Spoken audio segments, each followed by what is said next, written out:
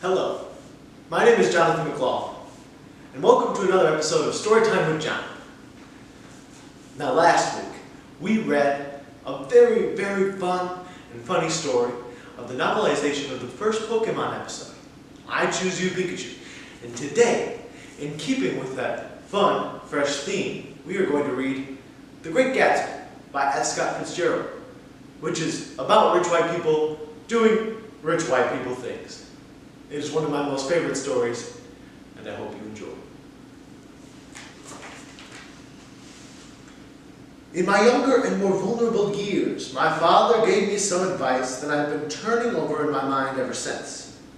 Whenever you feel like criticizing anyone, he told me, just remember that all the people in this world haven't had the advantages you've had. He didn't say any more.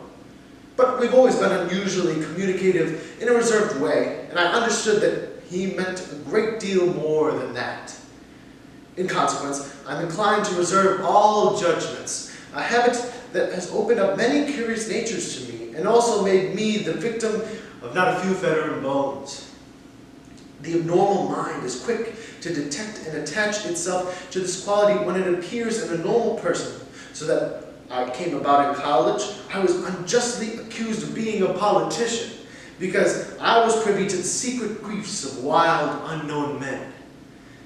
Most of the confidences were unsought. Frequently, I feigned sleep, preoccupation, or hostile levity when I realized by some unmistakable sign that an intimate revelation was quivering on the horizon. For the intimate revelations of young men, or at least in the terms of which they express them, are usually plagiaristic and marred by obvious suppressions. Reserving judgments is a matter of infinite hope. I am still a little afraid of missing something if I forget that, as my father snobbishly suggested, and I snobbishly repeat, a sense of fundamental decencies is parceled unequally at birth. And after boasting this way of my tolerance, I come to the admission that it has a limit. Conduct may be founded on the hard rock or the wet marshes, but after a certain point, I don't care what it's founded on. When I came back from the East last autumn, I felt that I wanted the world to be in uniform and had some sort of moral attention forever. I wanted no more riotous excursions with privileged glimpses into the human heart. Only Gatsby, the man who gives his name to this book, was exempt from my reaction.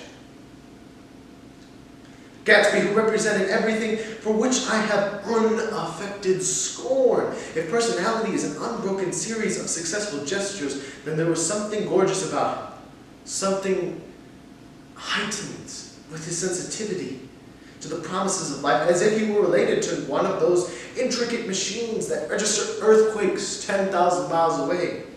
This responsiveness had nothing to do with that flabby impressionability which is dignified under the name of the creative temperament.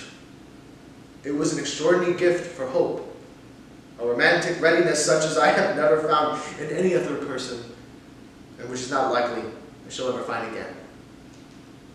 No, Gatsby turned all right in the end. It is what preyed on Gatsby, what foul dust floated in the wake of his dreams that temporarily closed out my interest in the abortive sorrows and short-winded relations of men. Now, I'm not really sure what that all meant, but one thing I know for sure is it's very hard to pick what Storytime with John episode will happen next. And so that's why, after mulling over what I should do for this week's episode, I thought about a few things. Communist Manifesto, topical but too topical. Also, Fault in Our Stars, good book. Remember When They Kissed in the Anne Frank House? Nothing wrong with that. And now, you can help us in our creative team that's working around the clock trying to find our new book for Storytime with John to read. We're just using our MySpace page. Go to storytimewith_John at myspace.com. Link below. And you too can suggest a book that I can read every week, as I have been for many years. Thank you very much. and have a good night.